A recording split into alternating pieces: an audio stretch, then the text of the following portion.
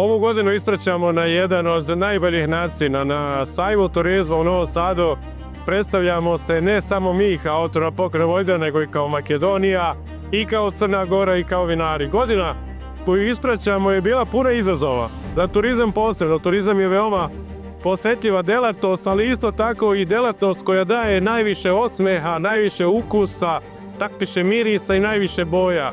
Vojvodina je upravo to.